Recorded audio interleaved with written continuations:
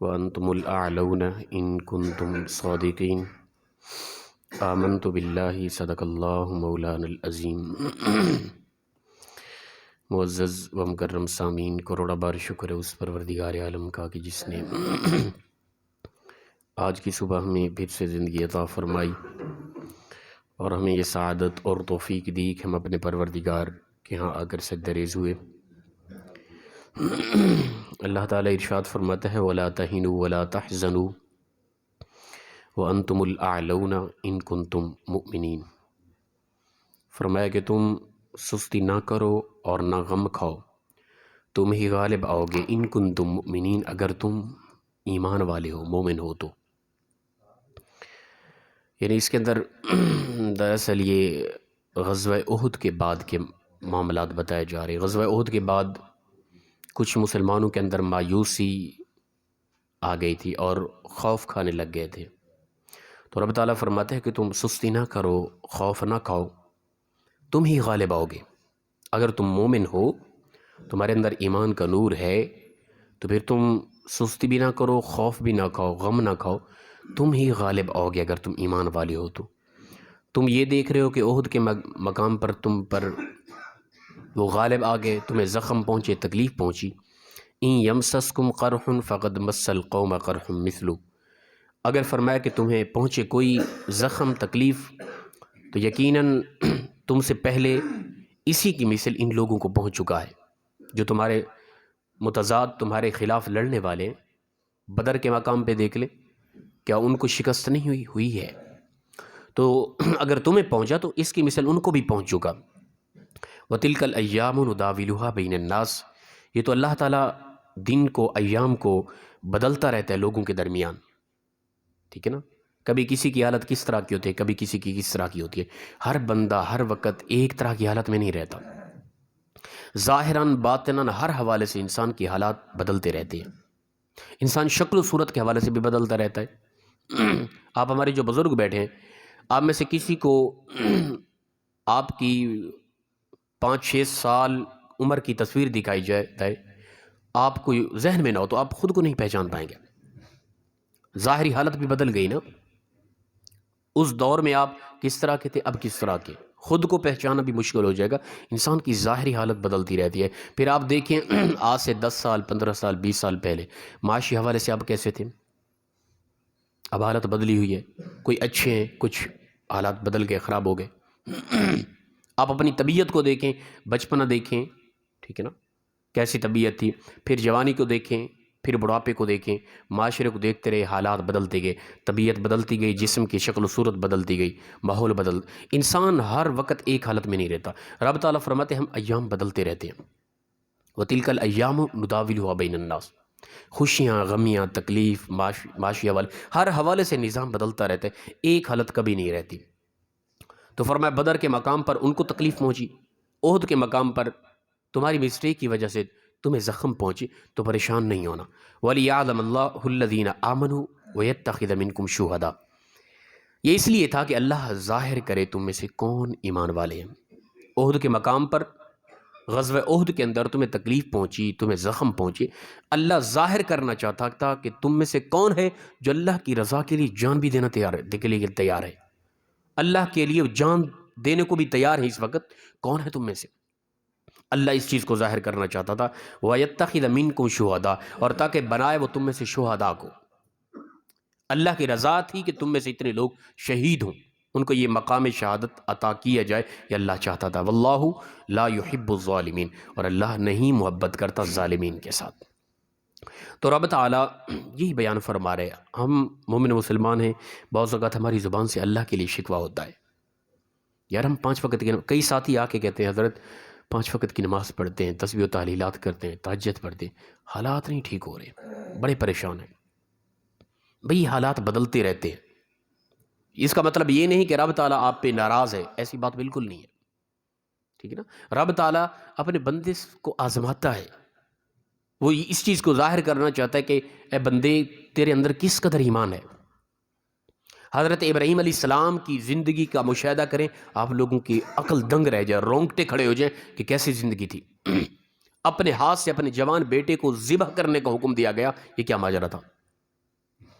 ٹھیک ہے نا. اس کا مطلب یہ نہیں کہ اللہ تعالیٰ ابراہیم کو آزما رہا تھا کہ اس کا ایمان علیہ باللہ پختہ ہے کہ نہیں ہے. وہ پختہ تھا، کفار کے سامنے ظاہر کرنا تھا، اے کفار لوگوں دیکھو میرا پیارا پیغمبر ابراہیم کیسا مجھ سے محبت کرنے والا ہے. ٹھیک ہے نا. اپنے بیٹے کو، اپنی جوان بیوی کو جنگل بیابان میں جا کے چھوڑ دیا. ٹھیک ہے نا. جہاں کچھ بھی نہیں ہوتا تھا، پرندے بھی نہیں تھے، دور دراز تک کہیں پانی کی بوند بھی نہ تھی، وہاں جا کے اللہ کے پیغمبر نے اللہ کے اذن سے اپنی جوان بیوی اور بیٹے کو چھوڑ دیا. کیا وجہ تھی؟ کیا یہ اللہ تعالیٰ کوئی سزا دے رہا تھا؟ نہ. کیا اللہ ان کو آزما رہا تھا؟ نہ. رب کو علم تھا، ظاہر کرنا تھا کفار کو کہ دیکھو میرا پیغمبر مجھ سے کتنا پیار کرتا ہے. تو اللہ اپنے بندوں کو آزماتا ہے. یہ دن بدلتے رہتے ہیں. پھر ایسا ایسا وقت آیا، رب تعالیٰ نے وہ مقام، وہ عزتیں عطا کی. ٹھیک ہے نا. حضرت یوسف علیہ السلام کو دیکھ لیں، چھوٹی سی عمر، کنویں میں پھینک دیے گئے، حتیٰ کہ مصر کے بازاروں میں بیچے گئے. کیسی کیسی ظاہر مشکلات کا سامنا ہوا.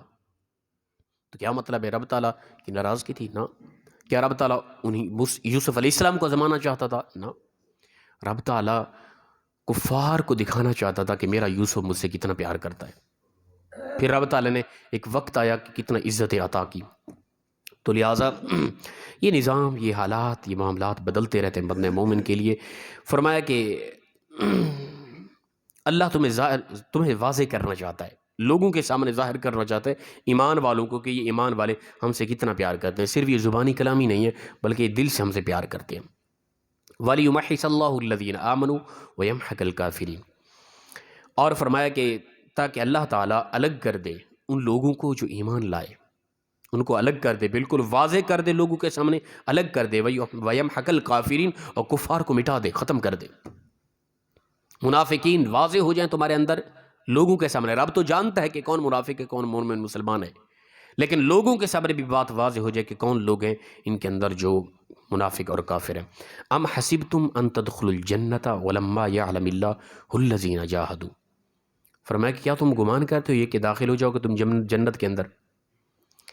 ولما يعلم اللہ الذین جاہدوا، اور جب کہ نہیں ظاہر کیا اللہ تعالیٰ نے ان لوگوں کو مگر تم میں سے جو جہاد کریں گے، وَيَعْلَمَ الصَّابِرِينَ، اور تم میں سے جو وہ لوگ جو صبر کریں گے. ٹھیک ہے نا. اللہ تعالیٰ واضح کر دے گا جہاد اور صبر کے ذریعے تم لوگوں کو، ان کو جو جنت کے مستحق ہیں، تم لوگوں کو تمہارے اندر واضح کر دے گا. اللہ کو علم ہے. ٹھیک ہے نا. بعض لوگ یہاں ترجمے میں غلطی کریں گے. لفظی ترجمہ تو یہی بن رہا ہے تاکہ جانے اللہ کہ تم میں سے کون ہیں جو جہاد بھی کرتے ہیں، اور جانے اللہ تم میں سے کون ہے جو صبر کرتے ہیں. اس کا معنی بن رہا ہے کہ پیچھے اللہ کو علم نہ تھا. ٹھیک ہے نا. وَلِيَعْلَمَ اللہ کا معنی تو یہی بن رہا ہے الفاظ سے، لیکن اس کا مفہوم اگر اس کے اللہ تعالیٰ کے علم کی طرف توجہ کر کے پھر اس کی طرف دیکھیں تو رب تعالیٰ کو سارا علم ہے. اللہ ظاہر کرنا چاہتا ہے. کچھ لوگ اس طرح کا ترجمہ لکھ کے یہ غلطی کر کے، ہمارے ہاں اعلیٰ حضرت نے یہی ترجمہ فرمایا ہے کہ اللہ ظاہر کر دے، تم لوگوں کو تمہارے اندر ظاہر کر دے کہ تم میں سے کون ہیں جو ایمان والے ہیں، تم میں سے کون ہیں جو جہاد کر کے اپنی جان قربان کرنا چاہتے ہیں اللہ کی بارگاہ میں، اللہ کی رضا کے لیے اپنی جان دینے کو تیار ہے. اور تم میں سے کون ہے، اللہ ظاہر کرے اس چیز کو کہ تم میں سے صبر کرنے والے ہیں. تکلیف آ جائے، پریشانی آ جائے، حالات بگڑ جائیں، دن بدل جائیں، وہ صبر کرے، اللہ کی رضا پر پھر بھی شکر ادا کرتا رہے. تم میں سے کون ہے، اللہ اس چیز کو ظاہر کرنا چاہتا ہے. تو لہٰذا جو استقامت کے ساتھ رہا، ماں زبانی کلامی نہیں بلکہ وہ حقیقتاً جو کہتا تھا وہ حقیقت تھی، تو رب تعالیٰ نے ایسے لوگوں کے لیے پھر جنت تیار کر رکھی ہے. وَلَقَدْ كُنْتُمْ تَمَنَّوْنَ الْمَوْتَ مِن قَبْلِ أَن تَلْقَوْهُ، اور فرمایا یقیناً کہ تم تمنا کرتے تھے موت کی اس سے پہلے کہ جب موت تمہارے سامنے نہیں تھی، اس وقت تم موت کی بھی تمنا کر رہے تھے، یعنی جان دینے کے لیے بھی. ہماری تو جان بھی قربان ہے اسلام کے لیے. تم یہ الفاظ کہہ رہے تھے. کچھ اس وقت بھی لوگ تھے ایسے، لیکن وہ منافق لوگ تھے جو کہتے تھے غلامی رسول میں موت بھی قبول ہے، لیکن جب ایسا وقت آتا، جہاد کا وقت آتا، پسے پشت دوڑ جاتے. یہ لوگ تھے منافق. یہ منافقین کی علامت تھی. ٹھیک ہے نا. میں اور آپ تھوڑی توجہ کریں. منافقین کی علامت کیا تھی؟ زبانی کلام میں نعرہ لگاتے تھے غلامی رسول میں الیاذ باللہ موت بھی قبول ہے، لیکن جب سامنے عمل کرتے تھے یہ نہیں. میری اور آپ کی طرح نہ تھے کہ غلامی رسول میں موت بھی قبول ہے کہ نعرہ تو ہے، ٹھیک ہے نا، ملاوٹ کو نہیں چھوڑنا. جھوٹ کو نہیں چھوڑنا. غلامی رسول میں جان دینے کے نعرہ لگا رہے, لیکن جو اسلام بار بار پکار رہا ہے, اللہ کے نبی صلی اللہ علیہ وسلم بار بار سمجھاتے رہے کہ بھئی یہ کرنا ہے, یہ نہیں کرنا. ہم وہ کر رہے ہیں جسے روکا, وہ نہیں کر رہے جس کا حکم دیا گیا. وہ لوگ, ان میں سے منافق لوگ تھے وہ, جنہوں نے کہا کہ غلامی رسول میں موت بھی قبول ہے, لیکن وہ اعمال کے حوالے سے بالکل ٹھیک نظر آتے تھے. اعمال ان کے میرے اور آپ کی طرح نہ تھے. جب وقت جہاد آیا, سامنے پہنچے, اس وقت ڈر کے پس پشت ہو گئے, پیچھے بھاگ گئے. رب فرماتا ہے یہ منافق لوگ ہیں, زبانی کلامی تو کہتے تھے ہم جان دینے کے لیے تیار ہیں, لیکن جب وقت آیا تو وہ لوگ اس وقت موت سامنے نہیں تھی نا, اس لیے وہ کہہ رہے تھے. پھر فرمایا کہ فقد رأیتموہ وانتم تنظرون, پس تحقیق اب تم نے اپنی آنکھوں کے ذریعے اس موت کو دیکھ لیا. اسے پہلے تو تم بڑی تمنا کر رہے تھے نا. میری اور آپ کی حالت اس سے بھی کہیں زیادہ بری ہے, اس وقت کے منافقین سے بھی بری ہے. میں کہوں تو یہ غلط نہیں ہوگا, کیونکہ وہ جو یہ کہتے تھے صرف وہ موت قبول کرتے نہیں تھے, زبانی کلامی کہتے تھے, باقی احکام کو ظاہراً قبول کر رہے تھے. ٹھیک ہے نا, امر بالمعروف نہی عن المنکر پر وہ عمل کر رہے تھے. میں اور آپ یہ تو نعرہ لگاتے ہماری جان بھی قربان رسول اللہ صلی اللہ علیہ وسلم کے لیے. ٹھیک ہے نا, یہ ہم کہتے ہیں, لیکن وہ وقت ہم پر کبھی نہیں آیا کہ ایسا موقع آ جائے اسلام کے لیے جان دینی پڑے. اسلام اس وقت جان نہیں مانگ رہا مجھ سے اور آپ سے. اسلام اعمال چاہتا ہے کہ اپنے اعمال کو بہتر کرو. اسلام حسن اخلاق چاہتا ہے. اسلام چاہتا ہے اپنی مساجد کو آباد کرو. اسلام چاہتا ہے قرآن کی تلاوت کرو. اسلام چاہتا ہے رسول اللہ صلی اللہ علیہ وسلم کی سیرت و صورت کو دیکھو, اس کے مطابق جینے کی کوشش کرو. وہ تمہاری موت نہیں چاہتا, تمہاری خوبصورت زندگی چاہتا ہے. لیکن میں اور آپ زبانی کلامی اسلام کے لیے مرنا تو چاہتے, اسلام کے لیے جینا نہیں چاہتے. کاش کہ ہم اسلام کے لیے, رسول اللہ صلی اللہ علیہ وسلم کے لیے جینے کی نعرہ لگاتے. ٹھیک ہے نا, یہ کمال تھا. تو لہٰذا یہ علامت تھی منافقین کی. میں یہ نہیں کہہ رہا کہ ہمارے ہاں جو یہ نعرہ لگاتے ہیں علیہ باللہ وہ کوئی اسلامی حوالے سے, ایمان کے حوالے سے منافق ہے, ایسا نہیں ہے. یہ ہمارے محض جذبات ہیں, وہ نفاق کی علامت نہیں ہے. یہ محض جذبات ہیں, بس زبانی کلامی جذبات ہیں.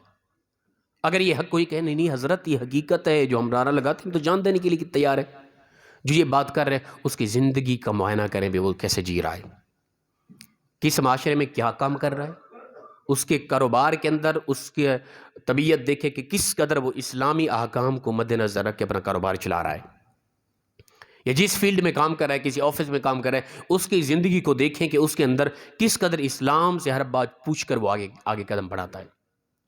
واضح ہو جائے گا بھائی کس قدر یہ عاشق رسول ہے اور جان دینے کے لیے تیار ہے. بھائی جو جھوٹ چھوڑنے کو تیار نہیں ہے, جو 5 وقت کی نماز پڑھنے کے لیے تیار نہیں ہے, جو ملاوٹ سے بچنے کے لیے تیار نہیں ہے, جو اپنی آنکھوں کے اندر حیا کا نور پیدا کرنے کے لیے تیار نہیں ہے, جو سود سے بچنے کے لیے تیار نہیں ہے, جو کسی کے ساتھ حسن اخلاق پیار محبت کے ساتھ جو ماں باپ کی عزت و وقار کے لیے تیار نہیں ہے, وہ جان کب دے گا؟